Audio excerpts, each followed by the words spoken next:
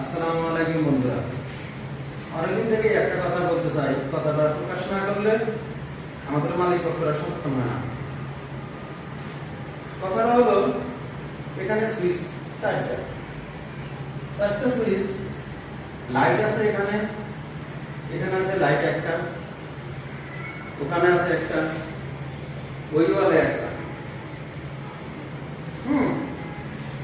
তো অনেক ইলেকট্রিশিয়ানরা আছে, কাজের রেট হলো 220 থেকে 250 টাকা, কেউ 200 টাকা চলে।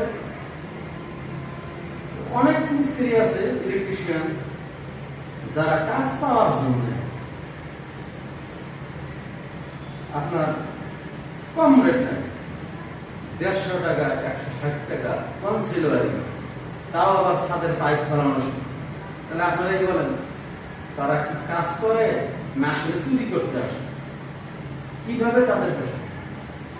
তাদেরও তো বউ বাচ্চা আছে, বাবা মা আছে, সবাই তো আছে। এই যে কাজটা যে করে, এখানে 3 লাইট সুইচ আছে, 4টা, এখানে 4টে পয়েন্ট। আমাদের মালিক পক্ষ অনেকেই জানে না। মালিক পক্ষ বলে পয়েন্ট কত, বাই পয়েন্ট 100 বা 150 পয়েন্ট হয়েছে, বা 20টা বা 30টা, এরকম কাজ হিসেবে।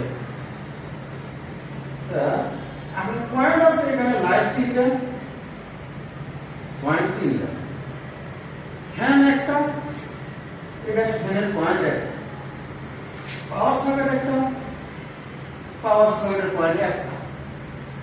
এখন যদি অ্যাভারেজ যদি ধরা হয়, একটু বেশ কম আছে পয়েন্ট, এখানে 200 টাকা হলে পাওয়ার সকেট 200 টাকা, আমরা অ্যাভারেজ ধরে কাজ করি, অ্যাভারেজ কোনো বেশ কম নেই।